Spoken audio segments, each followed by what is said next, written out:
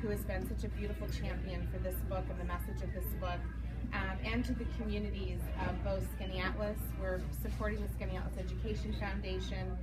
They do so much to support the teachers and the students in the school district where their budgets cannot otherwise allow.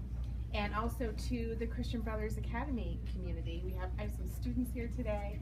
I have the great privilege of being a 7th grade religion teacher at CBA. It is the best job in the entire world. And I'm really, really thrilled for the support that they have given this book as well. My book is titled Joyful Journeys, Sacred Pauses with God, and it is really a series of spiritual reflections to inspire people to hope and joy in their life, even amidst struggle. And the weight of struggle for each of us is very different. For some of us, it's an illness. For others, it can be family challenges. It can be challenges with work.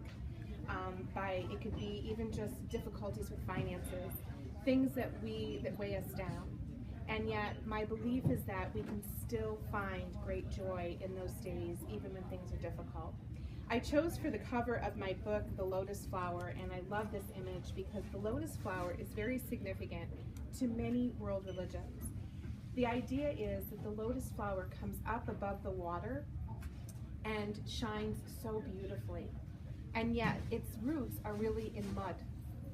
And to be honest with you, sometimes that's how we feel in our life, that the roots can be in mud, and yet we can still rise up and be joyful and find goodness. So I want to start out by sharing with you a little bit of the weight of struggle that became for me the catalyst for a lot of my writing. And I want to start by sharing a story with you.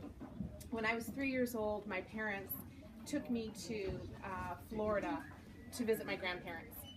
And they took me shopping for a new pail to play in the sand. And I chose this bright red, beautiful pail. I loved that pail. And as the story goes, I played with that pail and filled it up and dumped it out and filled it up and dumped it out time and time again. Well, until my dad at one point looked down watching me play on the sand and noticed that this large wave was coming up over me. So he, in all of his strength, jumped up, as the story goes, with great fervor and raced towards the water's edge. He dove into the wave and picked up my little drenched body.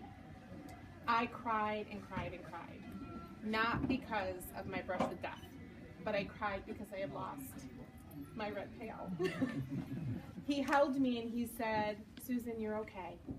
You're going to be okay."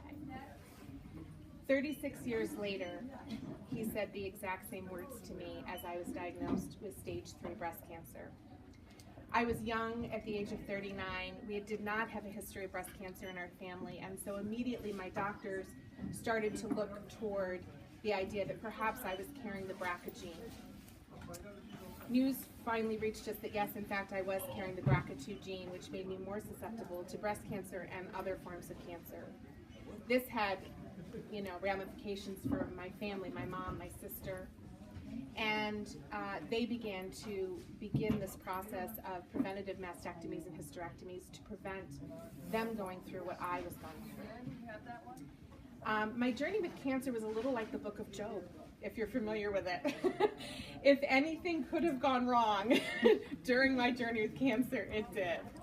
And yet, for some reason, I was able to find a sense of joy. And joy is something that I think needs to maybe be defined for us. It's not happiness. Happiness is an emotion and it comes and it goes.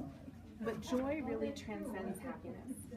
It means that we can actually rise up above, like the lotus flower, up above out of our challenge and still find purpose. Still find the ability to move forward in trust and in faith. What my experience with cancer gave me was really a new perspective. Sometimes when you're brought so low, down to a point where all you have to do is depend on God, you actually find the most clear vision.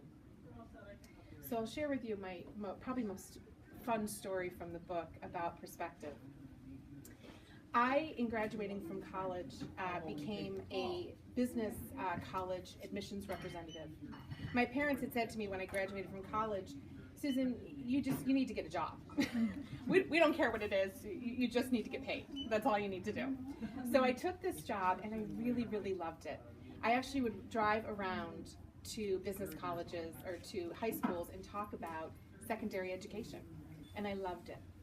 My father, who was very protective, always said to my sister and I, whenever you're out anywhere, especially if you're traveling, make sure that you always seem to know what you're doing, even if you don't, because you don't want to seem vulnerable. So as I traveled around as an admissions representative, I worked very hard to always seem very confident and look like I know what I'm doing, even if I didn't. On one particular trip, I was driving to Buffalo to visit schools in the Buffalo area. I went to the hotel, got checked in as I normally did, and just stayed there. That was my safety protocol. Get to the hotel, stay put, get up in the morning, go do my work, and come back. But this particular trip was a little different and a little special. Around the same time, I had met my now husband, Matt, of 18 years. And when I met him, I didn't know a lot about him except that he was a deeply spiritual man, and he was the hugest hockey fan I had ever met. I knew nothing about hockey. I'm actually a hockey fan's worst nightmare. I don't know the game, and I worry about what I'm going to wear. That's always my question. So I got to the hotel this one day, and I see that there's a message for me. The message is from Matt. Now, when you're young and you're in love, you are just so pumped up when you get those messages that Matt wants to call. You have me call him. So I said, absolutely.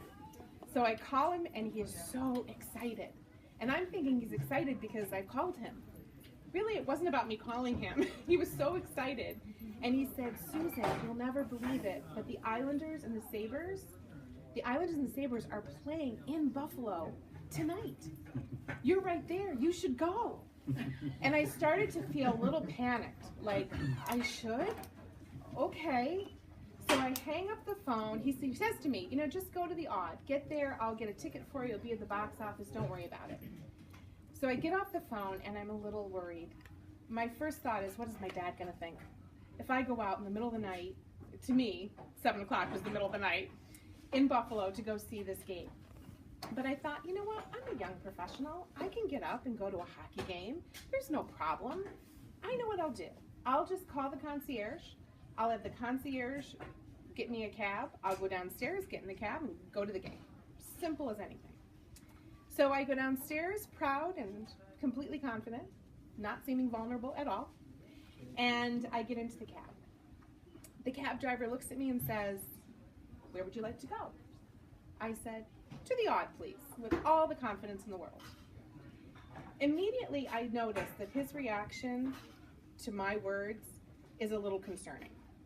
He looks back toward me and says, the Odd? And I said, yes, the Odd. And now I'm thinking, oh my gosh, he doesn't know where the Odd is. Is that what Matt said? Is it called the Odd? I have no idea. He says, the Odd. I said, yeah, I'm going to the hockey game. He said, okay. So he pulls out of the driveway of the hotel, and he stops. And I almost don't want to see it. But I turned to the right, and there was the Odd. I had been staying next door to the Odd the entire time. When Matt called me and said, you need to go to the hockey game because you're right there, he meant, you're right there. I had no idea. But I think in so many ways that this really is the experience that we have with our faith. Sometimes we think that God is so far out of our reach, that he's 15 good deeds down this way, he's 12 good deeds down this way. And really when it comes down to it, God is with us. He is before us, he is beneath us, he is within us. He is always, always walking with us. We just need to change our perspective in order to know that. So the perspective for me during my experience with cancer, and I have to say, the book is not just about cancer, but it's about all of the experiences throughout my life that have sustained me and helped me to find joy. That particular perspective for me was something that I needed in the time that I was supported so beautifully by the communities around me. My Skinny Atlas community, my church community. I have to tell you that whenever you go through a tragic illness, Um, you know, when I was diagnosed, I remember saying to the doctors, did we catch this early? And the doctors said, no. And I remember all of these ideas going through my head, you know, what will the future look like? And the biggest fear you have is for your family. The greatest gift that I got throughout my journey with cancer is that my family was so loved and so well cared for. And so that fear has forever been released for me, because I know I never need to know whether or not my family will be cared for. Our stories, I believe, need to be constantly shared, and that's really the purpose and the message of this book. My dream for this book is that it will go forward and it will inspire people to find joy in the midst of their struggles. I have had students read this, my daughter's peers, we've had elders, it spans generations. And I think the reason is because God's message goes well beyond just one person's experience. We're meant to share our stories because when we share our stories, they inspire others to be able to handle the things that they go through in their life. I have a special message for a lot of young people here today because as a teacher and as a mom, I want you to know that I have written forever. My mom can attest to it. I have always written. I've written everything. I've written poetry, I've written plays, I've written fiction.